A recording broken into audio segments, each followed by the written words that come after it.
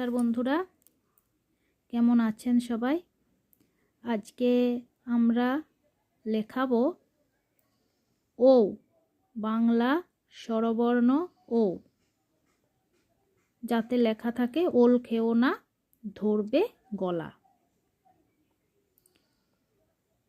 মায়েদের অনেক কষ্ট হয় বাচ্চাকে যখন প্রথম বাংলা স্বরবর্ণ ব্যঞ্জন বর্ণ শেখানো হয়, খুব কষ্ট হয়। স্লেট পেন্সিলে তারা অন্যভাবে লেখে, একটু স্পেস থাকে, যদিও হাতে ধরিয়ে সুন্দরভাবে লেখানো যায়, কিন্তু এই খাতা যখন দেওয়া হয় হাতে এত কষ্ট হয়।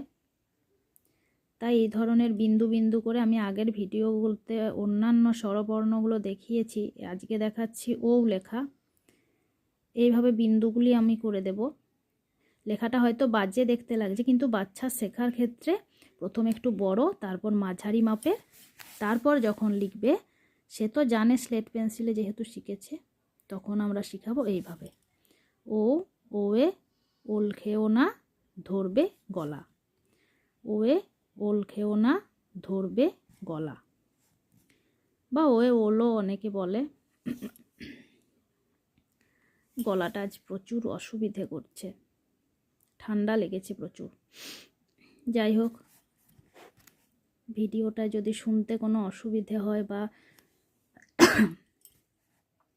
যদি লেখা কোনো খারাপ লাগে আপনাদের, অবশ্যই কমেন্টে জানাবেন আমাকে।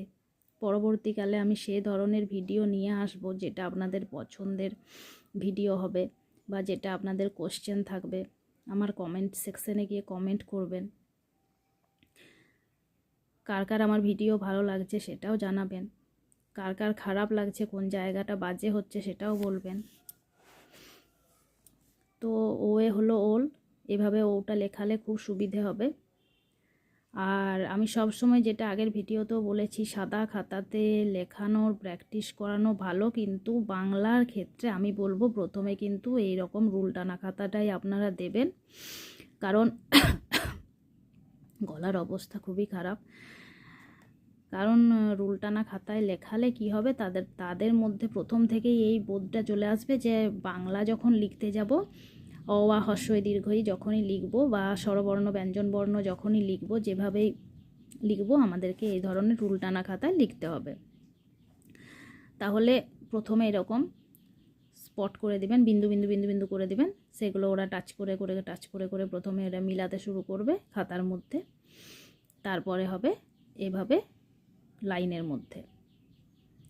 তো ভিডিওটি কেমন লাগলো অবশ্যই জানাবেন। ফিরে আসছি পরের ভিডিও।